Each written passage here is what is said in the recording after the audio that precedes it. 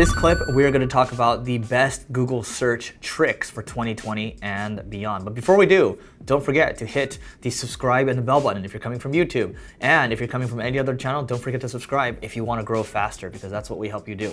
All right, so check this out. If we're looking at my screen, if you're watching on video right now, what we're looking at is Google Search Console. So Google Search Console, what I like about A, it's free. B, the second thing is you are basically able to open a report. If you go to the performance section over here, you can just hit open report. And then over here, I can basically, once I hit the total clicks, total impressions, average CTR, what I can do is I can sort over to pages over here, and then I can just export this, and I can look for the pages that have a high impression count, but a low click-through rate. So you can see for 15 free SEO tools to improve your Google ranking, what I can basically do here is say, hey, you know what? 0.1% CTR, I'm only getting 5,000 clicks from it. Well, if I can get it to like a 1% CTR, that's 10x, guess what?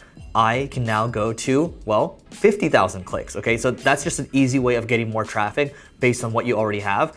We do have a tool for this. It's called ClickFlow. And so if you're like a larger website, it does make sense if you want to manage it, be able to test titles and descriptions at scale. So ClickFlow allows you to do that. You can check it out.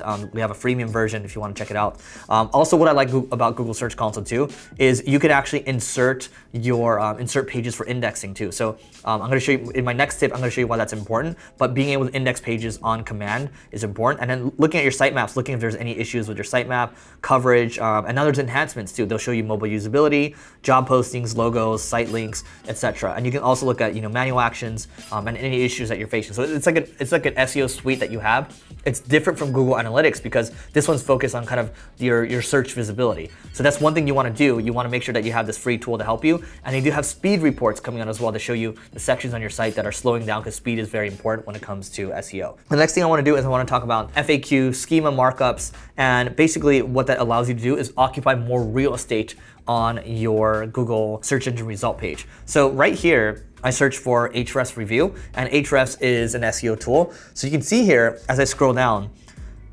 there's Authority Hacker, PC Magazine. So you see these top 3 results over here. It's only the result, right? Sure, there's a rating, the snippet over there. People also search for this. And you can see there's a snippet below that. Okay, what is Ahrefs used for? How much does Ahrefs cost? And then you come down, and what happens? Look at this one over here. So this Matthew Woodward result, the one at the top over here, you can see there's a rating, it's 5 stars. Okay, so there's a schema markup there on the 5 stars. And at the same time, well, look at this. He has his own little FAQ section. How is Ahrefs domain rating calculated? What is a good Ahrefs rank? All this is in here.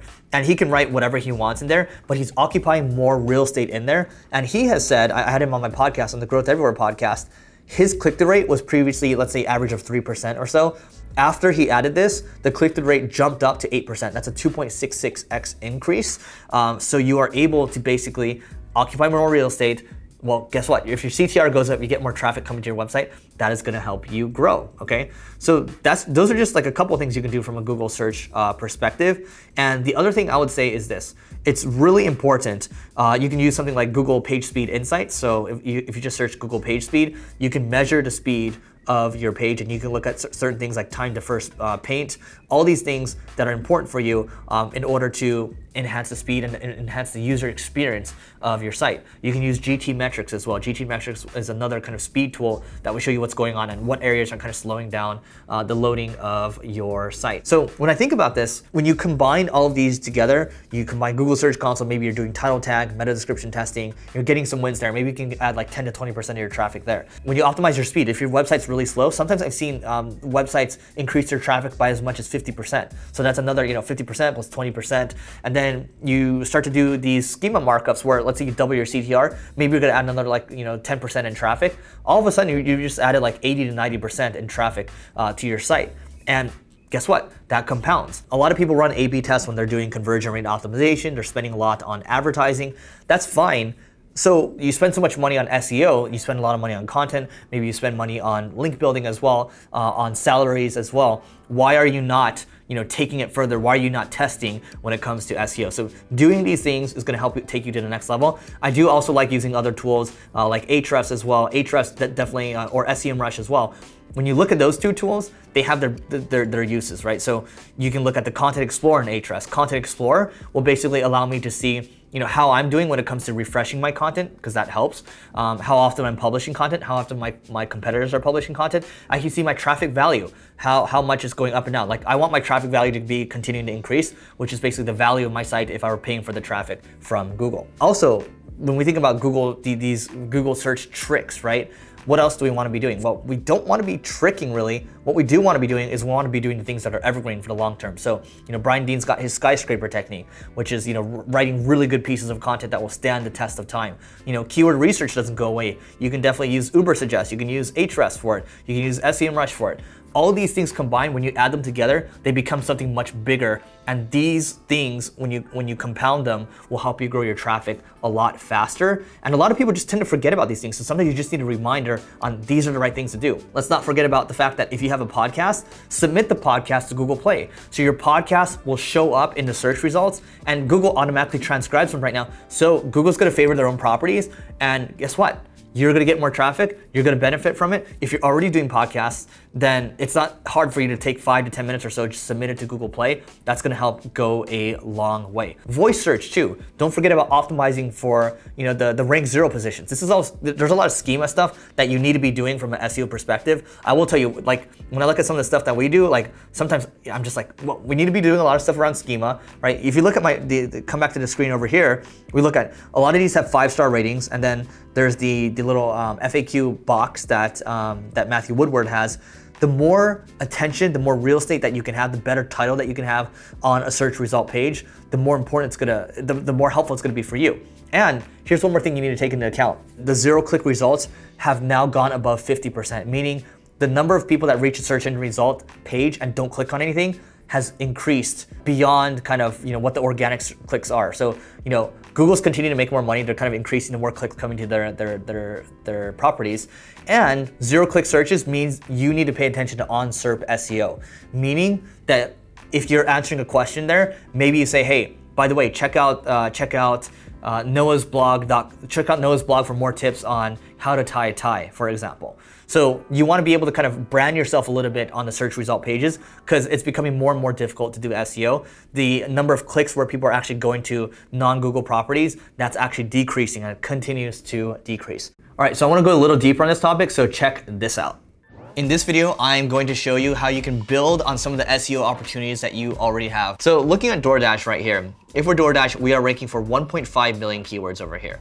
The value of their traffic is $3.1 million a month, which means if they're paying for all the traffic that they have currently going to their site, they would be paying $3.1 million a month for it. Now, let's take a look at the organic keywords that they are ranking for. And what I like doing with Ahrefs, and we do this with potential clients as well, is we like looking at keywords that are ranking from number 5 to number 30. So these are the keywords that we want to pounce on. These are the ones that we want to figure out, okay, can we do more with this? Can we combine things together and build them into something stronger? Because I always like to talk about repurposing content and making things stronger. So DoorDash, again, they do food delivery. So let's take a look at the stuff that they're ranking for. Look at number 2 right here. They are ranking for a keyword called food delivery. And the volume here is 196,000 searches a month. And the position is number 5 in Google. So if you Google click-through rates, you will know that once you are out of the top 3 positions, your click-through rate drops by quite a bit. So if you're number 1, number 2, number 3, number 1 can get as high as 40 to 50% click-through rate. Sometimes it's like 18% or so. You can look at the different studies out there. But our idea here is that we want to look for keywords that are ranking number 5 to number 30 in Google, because we know we are within striking distance of getting it to a top 3 position by building more links. So that's how you pounce on some of these opportunities.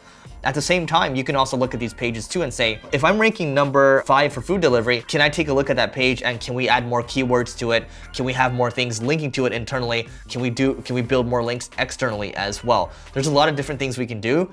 Ahrefs gives me a guiding point to work off of.